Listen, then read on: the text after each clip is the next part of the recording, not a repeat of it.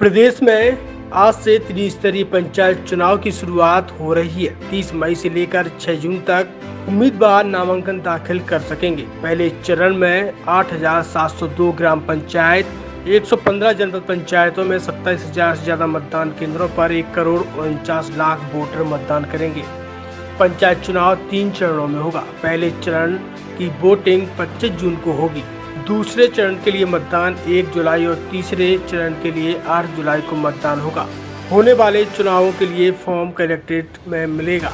पंच के लिए नामांकन की फीस 400 रुपये और सरपंच पद के लिए 2,000 फीस तय की गई है। वहीं वोटों की काउंटिंग पहले चरण की 28 जून को, दूसरे चरण के परिणाम की घोषणा 4 जुलाई और तीसरे चरण की 11 जुलाई को विकास खंड मुख्यालय पर होगी। 7 जून को नामांकन पत्रों की जांच की जाएगी। 10 जून तक शाम 3 बजे तक उम्मीदवार नाम वापस ले सकेंगे। नाम वापसी के बाद बाकी चुनाव लड़ने वाले उम्मीदवारों की सूची तैयार कर उन्हें चुनाव चिन्ह आवंटित किए जाएंगे। राज्य निर्वाचन आयोग के मुताबिक पंच सरपंच के चुनाव के नतीजों की घोषणा 14 जुलाई को होगी। जिला पंचायत के परिणाम 15 जुलाई को घोषित किए जाएंगे। मध्य प्रदेश राज्य निर्वाचन आयोग के निर्देशों के मुताबिक पंच पद के लिए घोषणा पत्र लगाना होगा। उसे नोटराइज नहीं करना पड़ेगा। बाकी पदों के लिए शपथ पत्र लगाना होगा। इनके सभी कॉलम की जानकारी भरना जरूरी है। पंच सरपंच का चुनाव लड़ने वाले उम्मीदवारों का नाम उस ग्राम पंचायत की वोटर लिस्ट में होना चाहिए जहां से वे चुनाव लड़ रहे हैं। मतदाता सूची में नाम के साथ ही उम्मीदवार को बिजली कंपनी का नो ड्यूज और ग्राम पंचायत की एनओसी जमा करनी होगी। इसमें पंचायत के टैक्स और बिजली चुकता होने चाहिए।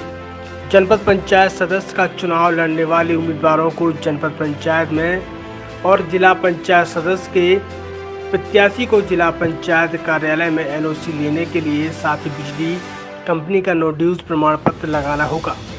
सामान्य वर्ग को छोड़कर सभी कैटेगरी के कैंडिडेट का जाति प्रमाण पत्र भी देना होगा। उम्मीदवारों को अपने नामांकन फॉर्म में स्वयं की पत्नी और आश्रितों के पैन नंबर और इनकम टैक्स रिटर्न का ब्यौरा देना होगा। न्यायालय से किसी मामले में दोषी ठहराए जाने और सजा होने की जानकारी भी देनी होगी। चल अचल संपत्ति की जानकारी के साथ ही नकदी बैंकों में जमा राशि, बैंक लोन, जमीन, मकान का ब्यौरा देना होगा। नामांकन फॉर्म में उम्मीदवारों को यह भी बताना होगा कि उसने पंचायत या दूसरी किसी सरकारी जमीन पर अतिक्रमण किया या नहीं। उम्मीदवार द्वारा अतिक्रमण की गई सरकारी जमीन का खसरा नंबर, रकबा, कितने सालों से अतिक्रमण है, ये जानकारी भी देनी होगी। पंचायत चुनाव के उम्मीदवारों को अपने नामांकन फॉर्म में यह बताना होगा कि उनके आवास में फ्लैश टॉयलेट या जलवाहित शौचालय है या नहीं।